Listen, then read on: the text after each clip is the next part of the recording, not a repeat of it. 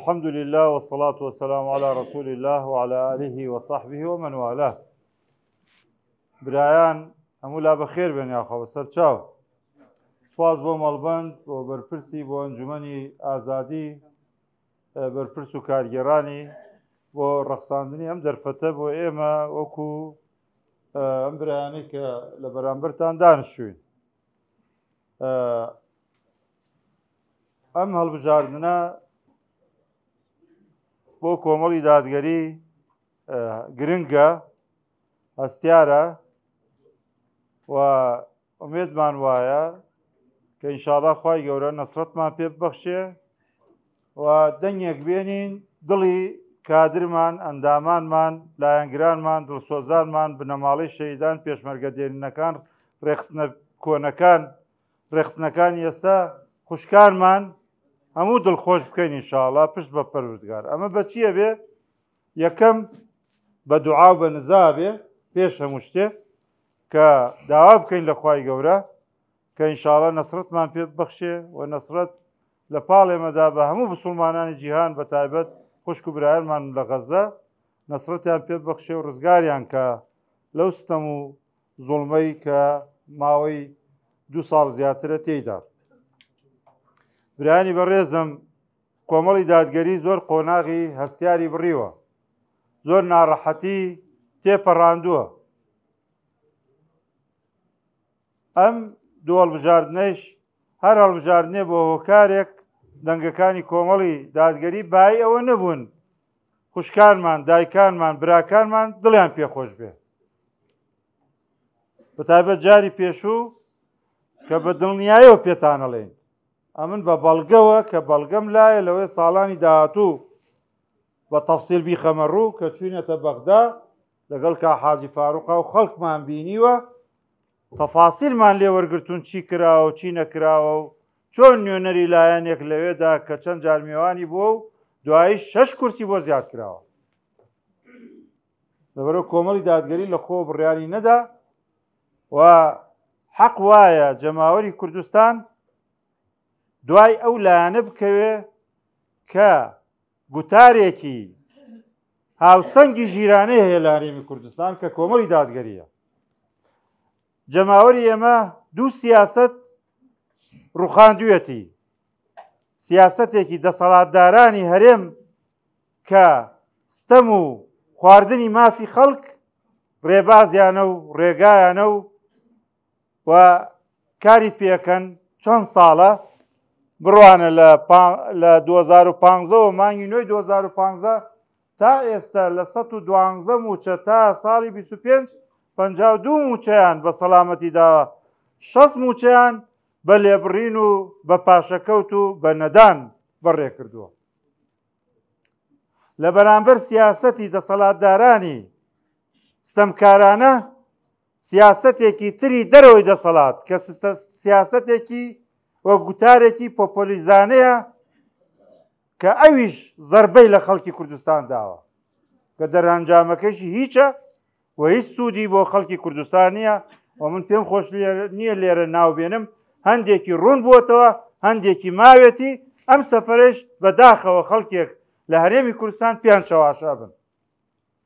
ئەوەی کەوا سیاست و گوتارێکی هاوسەنگی ژیرانەی هەیە کۆمەڵی دادگەریە، دڵتان پێ خۆش بن، جا با مەقعدەکانیشی کەم بن. ئێستا کەمە بەڵام ڕۆژێک دێ کە پەرچەمی لا ئیلاهە ئیلەڵڵا هەر بەگاڵتە نییە ئەمە،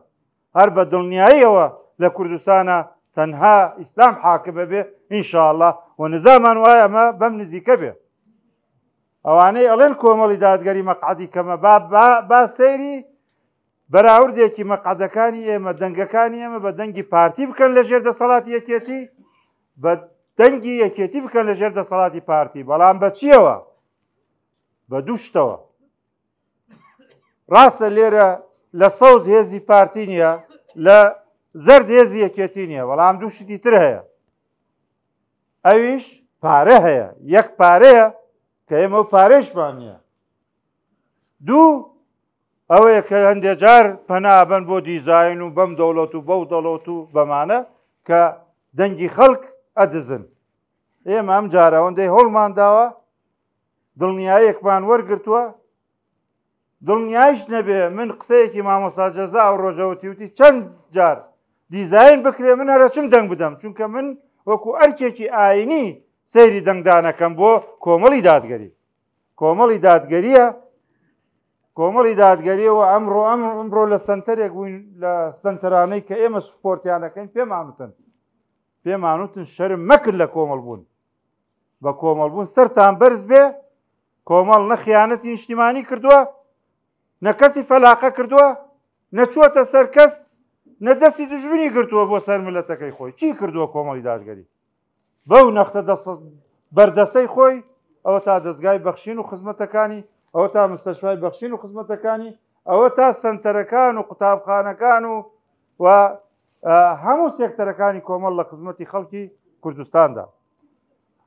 بەڵام ئەم سەرکەوتنە دوای نزا بە هیمەتی ئێوەکرێ ئێوەی ئامادەبوو ئەوانەی کە نەهاتوون لە سنوورەکە خزمەکانتان مناڵەکانتان خێزانەکانتان خوشکەکانتان کەسوکارتان هەموو پاشان هاوسەکانتان دوای هاوسێ دوکانەکانتان دوای لە گەڕەکەکانە کێ بینن دوای بدەن لە دەرگاکان ئێمە شەوێ لەگەڵ مامۆستا یوسف میوانی ماڵێ بووین سێ وەجبە لە دەرگایان داون سێ وەجبە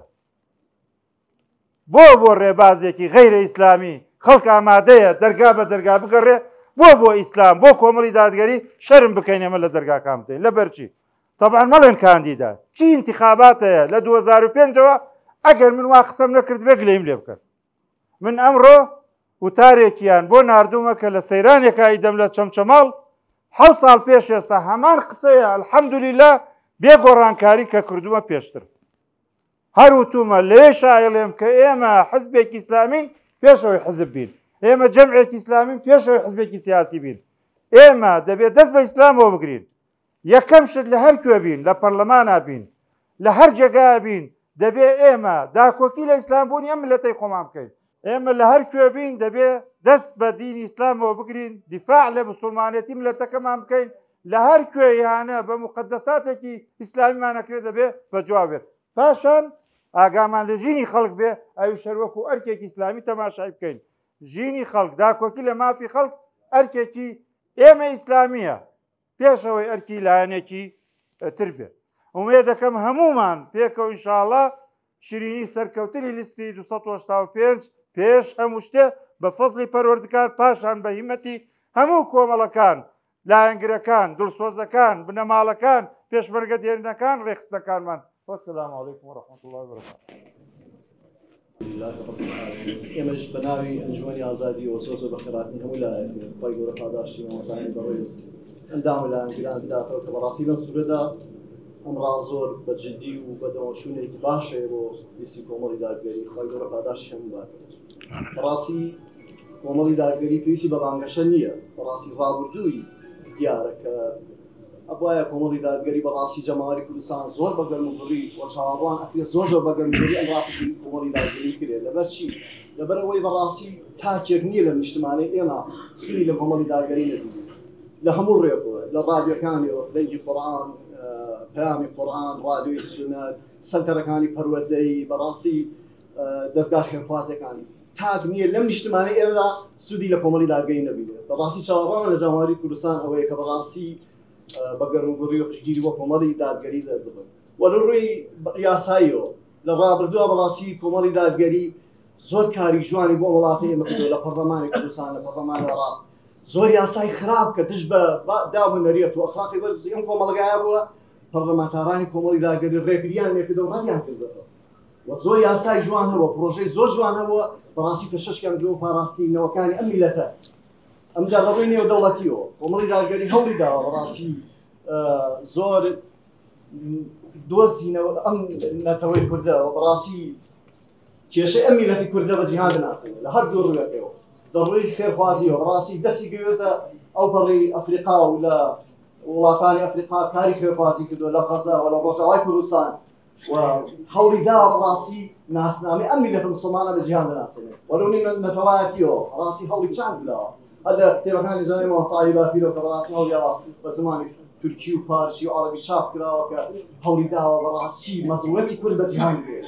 ئەوە بەڕاستی سەروەریەک و سەربەرزێکی گەورەی بە کۆمەڵی داگەری بەڕاستی من دەڵێن ئەبێ هەموو تاکێکی مسلمان هەموو مسلمانە پشتگیری کۆمەڵی داگەری بکەن دەبێت چی بەڕاستی لە ئیسلامە بێلایەنی نییە ئەبێ لە هەموو کارێکی خێرە و لە هەموو پرۆژەیەکی خێرا مسلمان لەگەڵ یابێت بێلایەنی نییە بەڕاستی ئەوە دڵی کاکەهۆڵان بێلایەن وانە بەڕاستی چاوەڕانی ئەومان هەیە لە خەڵکی کوردستان و زۆر بە گەڕووگڕیەوە بە کینێکی چاکەوە ئەم لیستی کۆمەڵی داگەریە سەر بخەن و دووبارە دەستخۆشیمان هەیە لە برایان مامۆستا یاخۆ بەخێر من خۆی گەورە پاداش هەموو لە الحمد لله والصلاة والسلام على خير خلق الله محمد وعلى آله ومن والاه أما بعد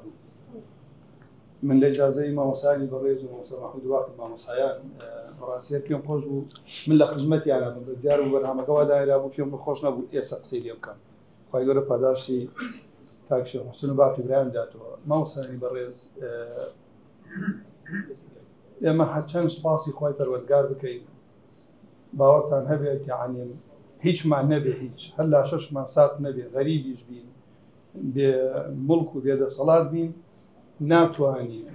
بتواني توانای ئەو معنی سوپاسی ئەو بکەین کە لە پاش 1400 ئەوە ساڵە خوا هیدایەتی ئێمەی داوە بۆ ئەوەی بەڕاستی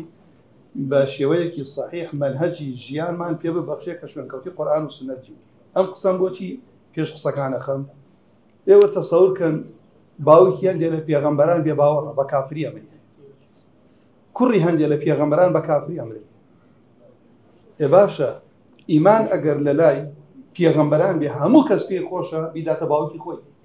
هەموو کەس پێی خۆشە کوڕەکەی خۆی ئیمان بێ ئەو پێغەمبەر نوح داواکە لە خوای پەروەردگار پێغەمبەر ئیبراهیم لە قیامەتی داوا لە خوای پەروەردگار ئەکات بەڵام لەبەرەوەی باوکی بە کافری ئەمرێت شەفاعەت بۆ کافر نابێت ئەمە خاڵێکی زۆر گەورەیە من هەچۆن یعنی کاتەکە زۆر کەمەوە چەند لە دەقەیەکە تەنها ئەوە بڵێم ئێستا خەڵکەیە لەگەڵ ڕێزم بۆ هەموو نێزەرەیەکی پاک لەگەڵ ڕێزم بۆ هەموو بانخواز و مامەسایەکی ئاینی کە بەڕاستی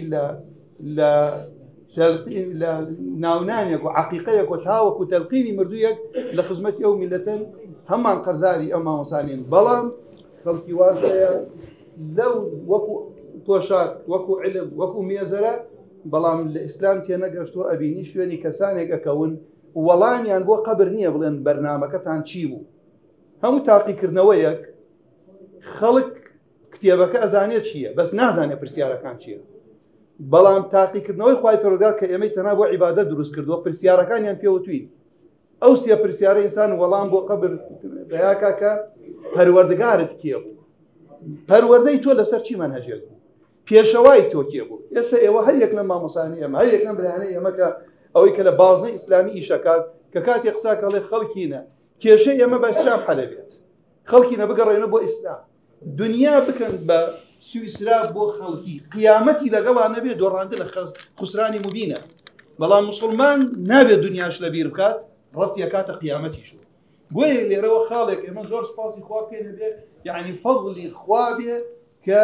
پێغەمبەری ئازیز صلی الله علیه و سلم تاوەکو مامی ڕوح تەسلیمەکاڵێ مامە بڵێ لا إله إلا الله كلمة أحاج بها عند ربي کە کۆتایەکە لێ لەسەر دینی باوباپیرم ئەبرێ ئێستا الحەمدولله دەتوانم بڵێم سەدان جەلسەی وا هەیە خەڵکی بۆ بەرنامەیەکی کەیەکە کە تۆ دائنیشی ئەڵێ کاکەگیان خوای پەروەردگار عەزە وەجەل لەمەی کە مسلمان نابێت بێ مەوقف بێت بێدەنگی لە شریعەتی ئیسلامە ئیمامی شافعی فەرمیێ بێدەنگی دەنگە سکوت دەنگە لە شوێن هەر بێ عەمەلی بێکردەوەی بتێپەڕە بەلای کەسێکە لە ئاوێ بخنکێ دەستی بۆ مەبە بڵێ من عیلاقەم نییە بێدەنگم تۆ قسە ئیشت کردووە بەنی ئیسرائیل قورئان کە باس لە من بۆیە بەڵگەکان ناخوێنەوە کاتەکەم زۆر کەمە باس لەوە کە خوان نەفرینی لێ کردوون لەبئس ما كانوا يفعلون چی بوو لەبئس ما كانوا يصنعون چی بوو كانوا لا يتناهون عن منكر فعلوا بێدەنگ بوون لەو زوڵم و ستەم و منکەرەی کە ئەکرا لەسەروی هەموویشیوە پشتگوێخستنی بەرنامەی خوای پەروەردگارە ئەم زوڵمە ضرورە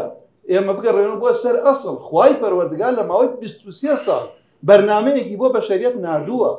ئەم بەرنامە ئەوەی کە حکمی پێنەکات بە ظالم خوا باسی ئەکات ئێ باشە بەرنامەی خوای پەروەردگارە حەلی بۆ هەموو شتێک تایە ئەمە لێرەوەی جاری وایە بەرەکەتی ئاسمان ئەبڕی لە میلەتەکەت ئەگەر بێت و پشت لە بەرنامەی خۆی پەروەردگار بکەیت بێتە سەر ئەوەی تر کە ئەگەر تەماشای زوڵمی کە بکەیت پێغەمبەری خوا صلی الله علیه وسلم فەرمێ کەسێک زوڵم بکە خۆی پەروەردگار جەهەنەمی لەسەر واجب بکە ئەوتیانەی پێغەمبەری خوا ئەگەر کەم بێ فەرمی ئەگەر دارە سیواکێکیش بێت ئێستا من ئەوە حەزم نەکرد ئەوە جێڵ دێڵم بۆ کاک ئەحمەد کاک محەممەد قسەی خۆی کرد ئەگینا ئێستا لەو زوڵمانەی ئەکرێ مامۆستایەکەیە شایستەیە لەسەر مینبەر بێت زۆر کەڕەدا ئەبرێ کەسێک دائەنێت کە بەو شێوە قسە بکە ئەیانەوێت پێغەمبەری خوا فەرمی صلی الله علیه وسلم و کەسانەی کە کەسانێک دائەنێن ئیش بکات و پارەی دوا ئەخەن یان پارەی نادەنێ پێغەمبەری خوا صلی الله علیه وسلم بە زوڵم باسێکە زوڵمەکان زۆر زۆرن لەوەی کە پارە دێتە هەندێکە شایستە نییە پارەش لە هەندێک کەس ئەبڕێ ئەمە زوڵمە خاکە دێتە عەرز دەوێت دێتە هەندێک کەس لە هەندێک کەسی ئەبڕن هەندێک کەس تەعین ئەکرێت هەندێک کەس فەسڵ ئەکرێت بابەتەکان زۆر وەکو شێخ عەبدولمەجید زەندانێ فەرمێت تعەدەدەت الواجبات واجب زۆر زۆر بووە لەسەر مسلمانان یەکێک لەو واجبانەش بریتیە لەوەی ئینسانی مسلمان کە بزانێت کاکە لە شوێنێکە وەسیلەیەکە ئەمە ئەوە نی بڵێم کاکە ئەمە خەڵکێک لە دوورە بڵێ کاکە وەڵامە بڵێن کاکە ئەمە ڕێگای گەڕانەوەی ئیسلامە بەڵام مسلمان ئەبێت لەو شوێنانەی کە باس لە مەسیری تۆ ئەکەن جاری وایە بۆ دنیا و قیامەتیش ڕەبتێ بێ بوونتە بێت لەبەر ئەوە وەسیلەیەکە پێغەمبەری ئاخیر صلی الله علیه وسلم کە لە طائف گەڕاوە بەچی داخلی مەکە بوو بە حکمی جیوار زانایانە فەرموون کە فقهای ئەم ئومەتە شێخ عەبدولکەریم زەیدانە فەرمێ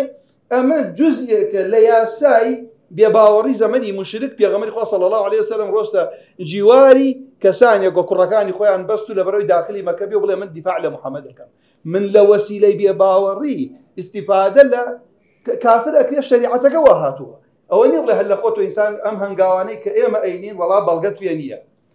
جا لەبەرەوە ئەوە خاڵێکی تر من پرسیارێک لێ بکەم کەسێک خۆشحاڵ بێ بەسەر کەوتنی کافر ئەوە بە سادەی تەماشایکەن چیڵێ یخوای پەروەردگار تۆماری ئەومان بۆکە لە قورئانە ئیمانداران خۆشحاڵن و یەومەئیذ یەفرح المؤمنون بنصر الله بۆ کێ بۆ سەرکەوتنە بۆ مشرک بوو بۆ ئەهلی کتاب بوو بۆ ڕۆم بوو بەرامبەر کافر بەرامبەر مەجووس سەرکەوت بن کەوا بوو جاری وا هەیە تۆ لە وڵاتێکیش ئەژین ئەم وڵاتە موسڵمانانی تیانیە ئەبینی ئەم دوو حزبە ئەمیان هاتووە وەکو شێخ عەبدولمەجید زەردانی لە باسی پێغەمبەر شوعەیبە فەرمێ لە قەومە کافرەکەی ئیستیفادەی کرد ئەم حزبە هاتووە سەرپۆشت قەدەغاکە مزگەوتت قەدەغاکە مسلمان ئەگرێ ئەویشتیان ڕێگا ئەگرێ لە هاوڕەگەز بازی ئەویشیان هاتووە ئازاد تەکاڵێ کاکە بەناو دیموکراتی و وەسیلەیەکە ئازاد تەکا مزگەوت ئەەکەی تۆ داعوە ئەەکەی سەرپۆشت لەسەرە باشە هیچ کەس ئەمە لە دوورۆ تەماشایکە ئایا ئەمە یاسایەکە لە ئیسلامە ئەمە دوو شەڕە من نەهاتم تەعاون کەم لەگەڵ حیزبێکی کافرە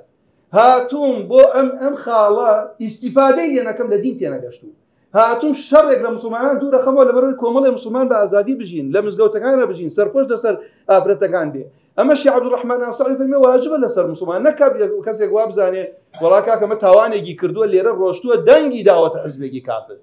تەمە دیێرە کەوا بوو من کاتێ ئەمە ئیشارەت پێکەم ئەم هەکەیکە واز لێ دیێرە مەڵێم کاکە من ئەگەر دوو حیزبی کافر بوون واجب بێ لەسەرم دەنگ دەمە ئەو حیزبەی کە شەڕی بۆ مسلمانان کەمترە و ڕێگا ئەداتە مسلمانان داوە بکەن ئێ باشە لەولاوە تەماشاکەن ئەم ئەگەر کاکە مسلمانان لە ئارا بوون تەماشای من طبعا ئەوەی پێی ئەوترێ عالمی معتەبەر ئەمڕۆ بەخوا ناوەکانی ئێستا بە سەعاد لەوە چێ ناو بخوێنینەوە بە لیژنە و بە مەراکز و بە هەیئەی علمیوە بە زانایانی سەلەفیوە بە ئەزهەرەوە بە ئیخوانەوە بە شێخ فقڕەدای بە جیهادیوە هەمویان لەم قەزیە فتوایان هەیە کە مسلمان واجبە دەنگ بدات اینجا کەوا لێرە تەماشاکە یەک فتوا بەس ئەمیانە خوێنم وەگەر ئین بێت ئەم فتوى ئەڵێمە لە جەزائیر ئەژین و کاکە گیان هناك أحزاب تدعو إلى الحكم الإسلامي وهناك أخرى لا تريد الحكم الإسلامي أي من دنجر من شي بكم لو والله فرمي يجب على المسلمين في البلاد التي لا تحكم الشريعة الإسلامية أن يبذلوا جهدهم وما يستطيعونه في الحكم بالشريعة الإسلامية وأن يقوموا بالتكاتف يدا واحدة في أمام بس هميان بيقدسي يقدس من في مساعدة الحزب الذي يعرف منه أنه سيحكم بالشريعة الإسلامية كما اللي راح جمعك أو خطانا يبين تماشاي سنتري تماشاي تلفزيون بانجوات كان تماشاي راديو السنة كان تماشاي بيان كان كيبو خمخوري غزة وغير مسلمانان أبيني مخسح همو أبيني يعني من براسي يعني قيادي كومبا جاي مطعم كان فيها تباشي وبوها كان همو تنسوالي سيارية قبل دين وأرون وحمو أو براني تدي بخوا هم أنا لقيادة قيادينا كابين أبيني هر دقيقة هر يكلم براني لمزقوت لفاضي نيجاكي سيطرة كان ما ينفيوتي تو الله يكاكي هو لقال لي ما زور عجيبا درات أقرأ فرسيارة ديك نيوسع عدوات خال بلام خلقي كتاب بتو بيبيني زوري أبي كهو أمانة أهلي مزقوت أمانة أيوين يا سايق إن شرعي درسون من كبينين للتلفزيون أو برامج درس بزكاة ولا من لقال أوانيم رباها به لقال أوانيم ريال تعدد بقرن لقال وش تكاك ريال زينة نجيراها ريال عار خواردن نجيراها بلام توابو كاتم إذا كان أبو أمل يرى بلام كوتاي في توكش فرمي بل يؤدي وأما مساعدة من ينادي بعدم تطبيق الشريعة يا المتداني أوانيك شيء كان ينادي خوي الله من علماني شريعة تطبيقناك أفرميه فهذا لا يجوز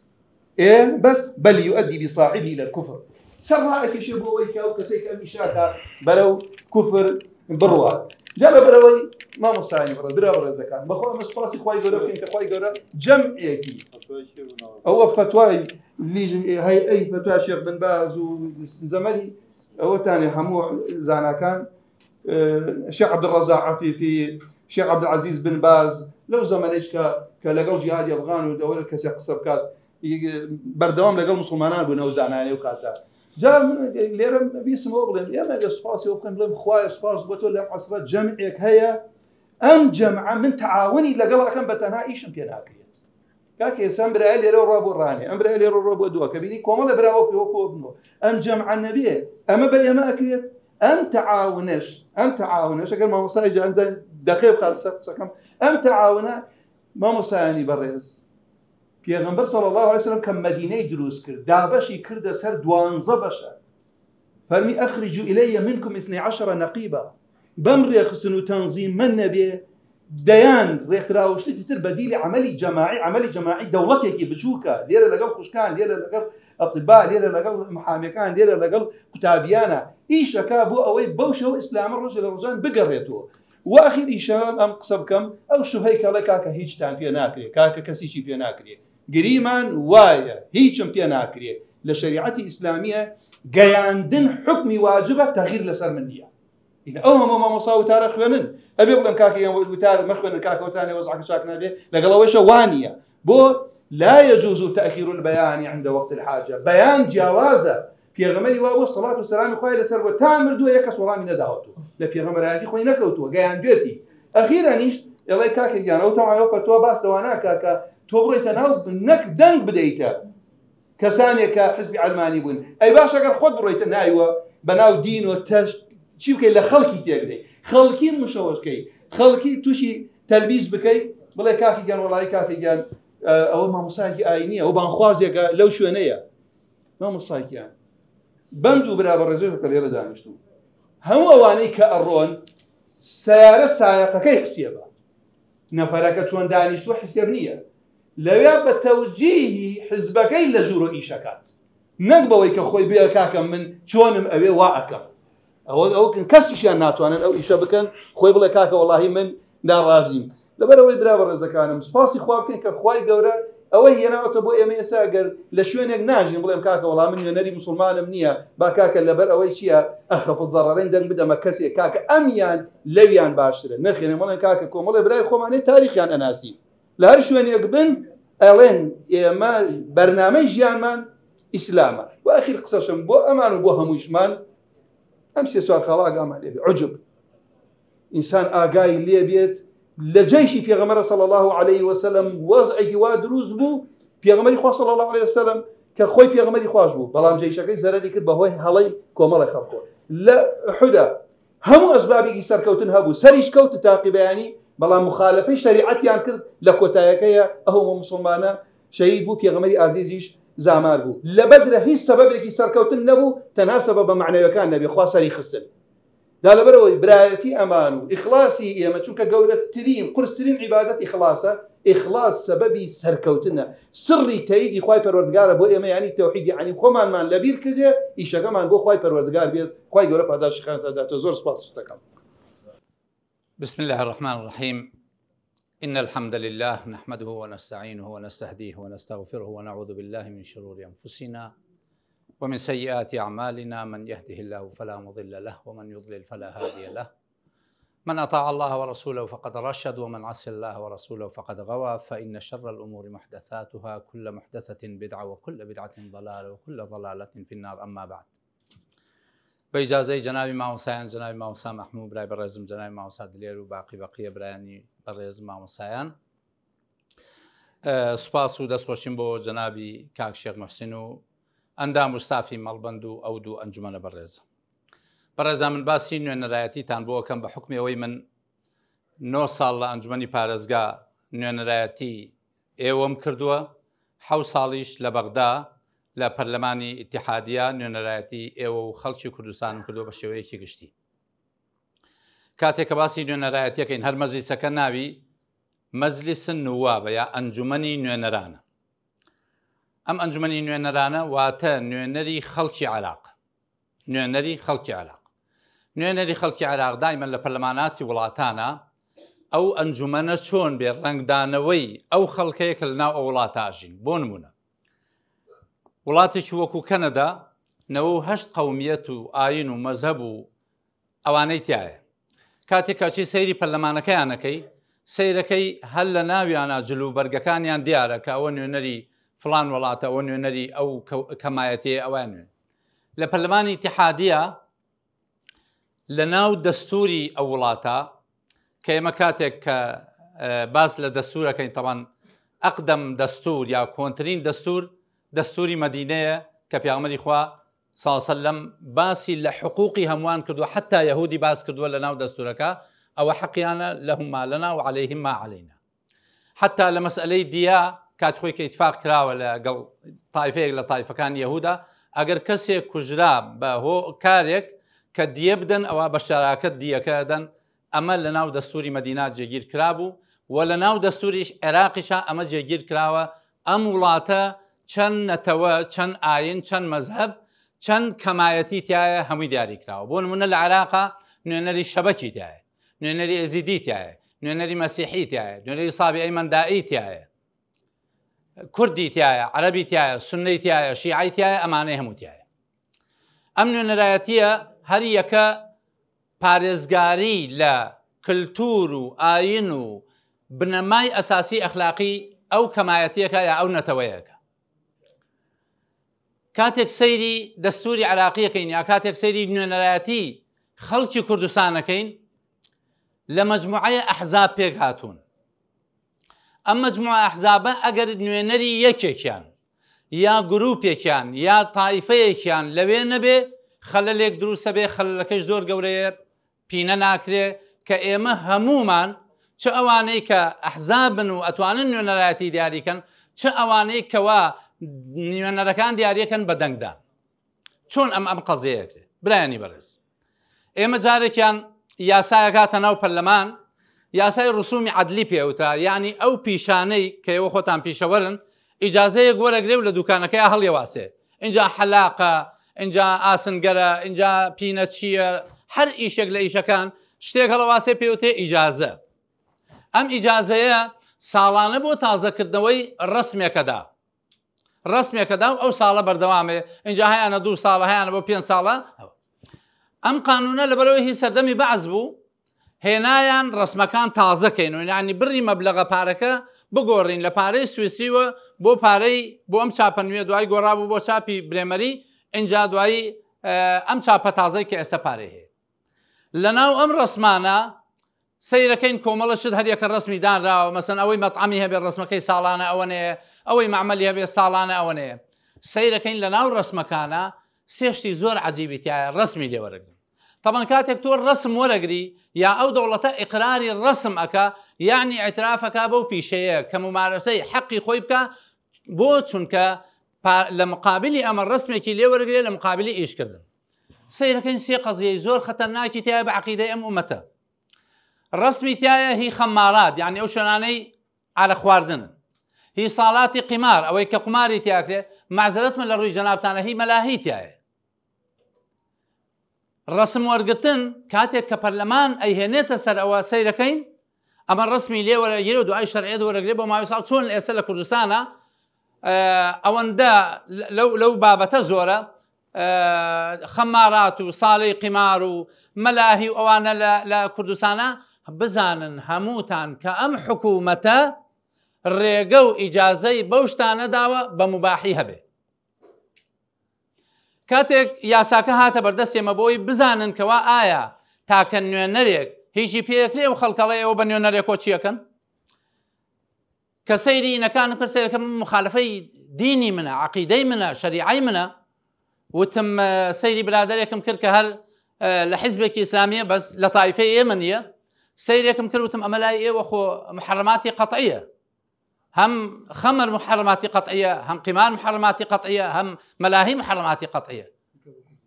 کە ئەمە حرامە بە قەتعی، یعنی هیچ خلافێکی تیان نێمە، قەتعیە و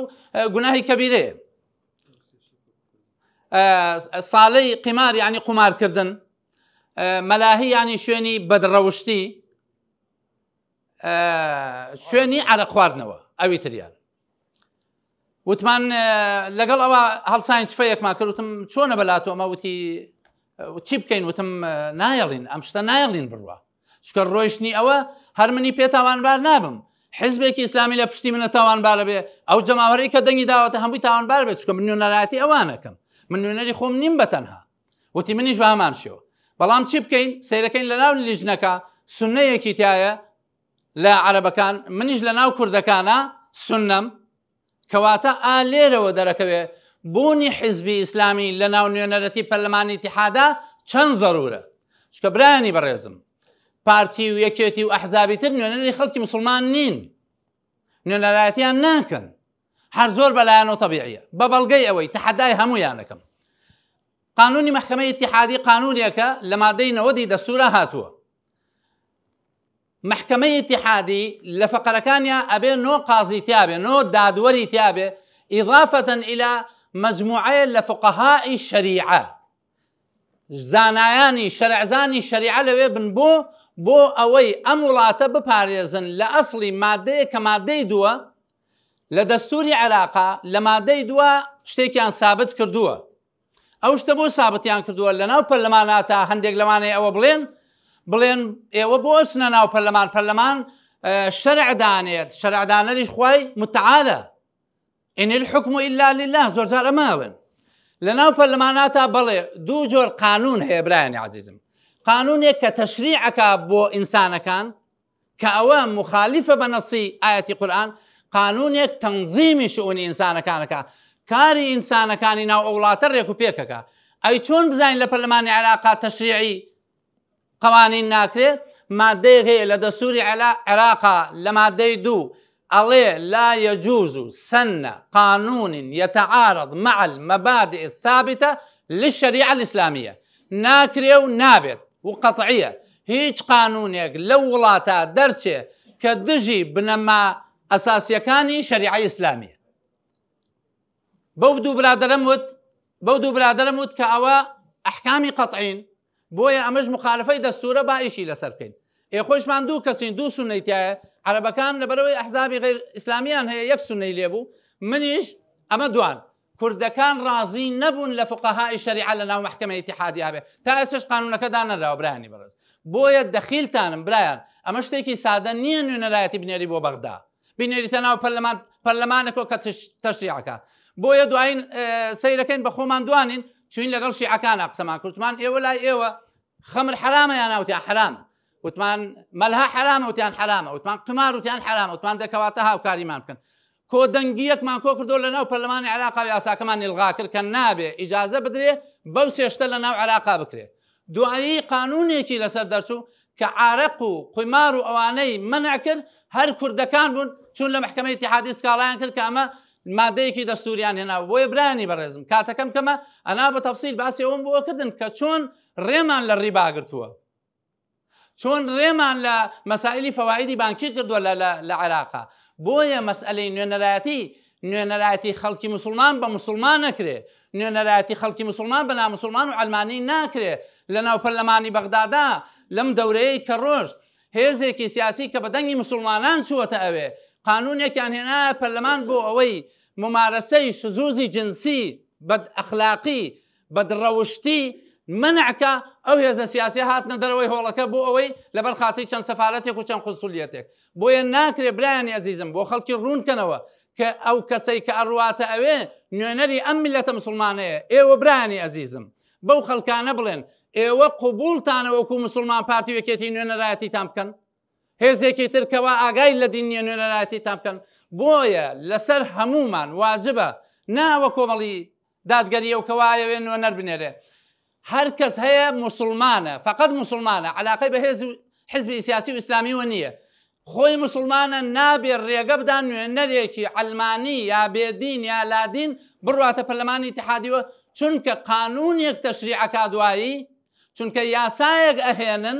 ئەو یاسایە دوایی مەسئلەی فائیدەی بانکیە کە بێتە ڕیبا، مەسئلەی عالە خواردنە، مەسئلەی بەدڕەوشتیە، حتا مەسئلەی ئەوەی لە پەرلەمانی کوردستانە بۆ تا ئێستا تعددی زەواج منعیان لێ کردووە. ئەمە شتێکە مخالفەی شەریعەیە. شەریعە سابتی کردووە اینجا بۆکێ حەڵاڵە و بۆکێ دروستە و بۆکێ مباحە، ئەوە بابەتێکی ترە. بۆیە نوێنەری مسلمان ئەبێ خەڵکی مسلمان بێ. والسلام عليكم ورحمة الله وبركاته. بسم الله الرحمن الرحيم. خۆشەویستان زۆر بەخێرات بتانەکەین. خی گەورە پاداشتی هەموو لایەکتان باتەوە و ئامادەبوونتان. ئەوەی کە کۆمەڵی دادگەری جیاکاتەوە لە هێزەکانی تر، کۆمەڵی دادگەری سەر بە هیچ وڵات و داددەستەی هیچ لایەک نەبووە لە ناوخۆشە بە هەمان شێوە. بە پاشانیش کۆمەڵی دادگەری قوتابخانەیەکی فکری سربەخۆ بووە. دۆست و دوژمن شایەتی ئەومان بۆ دەن ئەوەندەکەمەی کە لە ناو حکومەتا بووین جێپەنجەمان دیارە، کۆمەڵی ئیسلامی جێپەنجەی دیارە. وەکە لە دەرەوەی حکومەتیش بوون داکۆچیکارێکی مافەکانی خەڵکی کوردستان. بەڕاستی برایان یەکشت با بزانین نوێنەرایەتی پێویستی بە دووسێ سیفات هەیە. سیفەتێکیان دەستپاشی، سیفەتێکیان داوێنپاشی کە ئەمانە لە نوێنەرەکانی ئێمەیە هەن. ئەوەی کە لە ڕابردووە سەیریەکەی نوێنەرەکانی ئێمە هیچیان لەسەری قەرزار نەبووین. حەز نوێنەرێکمان نارد بێت لە هەر سێکتەرێکی حکومەتا بوو بێت، بەڕاستی جێگەی شانازی بوون بۆ خەڵک. چه ئیزانی سکرتێری پەرلەمان چییە تا ئەو کاتێک کە ئەو برا بەڕێزەی ئێمە داکۆچی کارێکی سەرسەخت بوو لە مافەکانی خەڵک، هیچ خەڵکی زانی سکرتێری پەرلەمان چییە. یان لە کاتێکە بەڕێوەبەرایەتی گشتی چاودێری کۆمەڵایەتی بەدەست کۆمەڵی دادگەریەوە بوو، ئەو برا بەڕێزەمان هیچ خەڵکی زانی. لەبەرەوە برایانی بەڕێز زۆر زەرورە ئاگاداری ئەوە بین بزانین ئەو خەڵکانی کە ئەیانکەی بە نوێنەر سیفاتەکانیان چییە. کەسانێکن خۆفرۆ خۆیان نافرۆشن، کەسانێکن کە خاوەنی داوێنێکی پاک، خاوەنێکی دەمی پاک، دەستێکی پاک، کە ئەمڕۆ بەڕاستی ئەمڕۆ میلەتی ئێمە پێویستی بەوەیە، پێویستی بە کەسانێکی دەستپاک هەیە. لە خەڵکی ترمان زۆرە، لە دکتۆرە و ماستەر و لە هەموو شتەکانی ترمان زۆرە، بەڵام ئەوەی کە نیمانە خەڵکانێکی دەستپاکە بەڕاستی. بۆیە بۆ شێوەمان لێ هاتووە ئەبینین حکومەت ئاسی گوزەرانی خەڵکی گەیاندۆ دەکوێت. لەبەرەوە بەڕێزان زۆر زەرورە هەوڵ بدەین لەم هەڵبژاردنەیە کە کۆششی تەواو بکەین بۆ ئەوی بتوانین ئەو نوێنەرە دەستپاکانی خۆمان بگەێنینە نوێنەرایەتی، بۆ ئەوەی کە بە هەمان شێوە لە ڕابردوو تاکە سەربەرز بووین پێیان، بە هەمان شێوە سەربەرز بووین پێیان. من زۆر کاتان ناگەم، خی گەورە پاداشی ئامادەبوونتان باتەوە. حەزێتان کێشە دەستان خۆش بێت. یەک مەسئلەی تر کە مەوزوعەکە پەیوەندی بە هەموو تاکێکمانەوە هەیە. قاعدەیەکی ئوسولیمان هەیە بۆ پارە وەرگرتن لە بنووک یا بە قەرز لە هەست کەسی وەرگری نابێ فائیدەیەک یا ئیسفادەیەک لەو پارەیە خاوەنەکەی بیکە. قاعدەکە ئەوە كل قرض جر نفعا فهو الربا. هەر قەرزێک نفعێکی لەگەڵا وەرگێتەوە خاوەنەکەی ئەوە بێتە ڕیبا. ئەمە گرفتێکی دروست کردبوو لە عێراقا. ئەمانویست منعیەوە بکەین کە فائیدەی ڕیبەوی لە بانکا بێ. ئەهلی سونە کاتی خۆی کە منطقەکان تەدمیر بوو نەیان ئەتوانی پارە لە بانک وەرگرن لەبەر ئەوەی پارەی فائیدەی بانکی سوی بانکی لەسەر پارەکانیان بوو. بەڵام لە مەزهەبی شیعە ئیمامی پارەی دەوڵەت مڵکێکی مشاعە ئەموالی مشاعی پێوترێ لەبەرەوەی فائیدە نییە لایەوان. بۆیە شیعە ئەیانتوانی مەزهەبی شیعە لە بانکەکان پارە وەرگرن بە فائیدە، ئەهلی سونە نەیانەتوانی. بۆیە ئەهلی سونە تووشی گرفتێک بووبوون، منطقەکان تەدمیر بوو پارەیان بۆ تەرخان کردبوون لە بانکەکان بیان دەنێ، بەڵام نەیانەتوانی. شێخ متەشەر سامەڕایی نائیبێکی سونە بوو هات بۆ لای من وتی شێخ ئەحمەد، طبعا لەوێ ئەچکەس ڕیشیە بێ پێڵێن شێخێکی من شێخ نیم، وتی شێخ ئەحمەد تۆ معالجەی ئەمەمان چۆن بۆ ئەوکەی تۆ لە لژنەی مالیت؟ ئەهلی سونە زۆر وەزەعمان خراپە بۆ ئەم قەزەیە. دوای دراسەکردنێکی زۆر ئیتیفاقمان کرد لەگەڵ حکوومەتە کە حکوومەت بڕی ئەو فایدە تەحمل بکە، ئەهلی سونە تەنها ئەسڵی قەرزەکە بدەنەوە. بۆیە توانیمان 5-6 شاری ئەهلی سونە بە ملیۆنەها خەڵک پارە وەرگرن و وڵاتی خۆیان و شوێنی خۆیانی پێ ئاوەدانکەنەوە. بۆیە تاکە پەرلەمانتارێک ئەگەر بتوانێت جەنابی کاک محەممەد کە لە ڕووی قانونی وە شارەزایە برای بچووکتان کە لە ڕووی مالی وە شارەزان نایڵین ئەو میلەتە نە قانونی ناشەرعی بەسەرا بچەسپێنن نە مالی حرامی بەسەرا بچەسپێنن. بۆیە برایانی عەزیزم مەسئلەکە مەسئلەی نائیبی مەسئلەی ئەوە نییە بچێوە ئیمتیاز وەربگرێ، مەسئلەی ئەوە نییە بڕوا بە ئیسراحەت و لە ڕەفاهیە تا بژی، مەسئولیەتێکی دنیاییە ئینجا قیامەتی. خوای گەورە ئینشاءالله تەعالا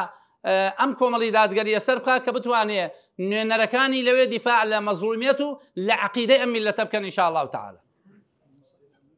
بسم الله الرحمن الرحیم. والله من بابەتە شەریعەکە کە قسەکەم بۆ جەنابتان نییە، چۆن جای مامۆسای منن بەڵام بۆتانێ زۆر کەڕە کۆمەڵە شت بڵاو ئەکرێتەوە مەبەست بێ یان بێ مەبەست،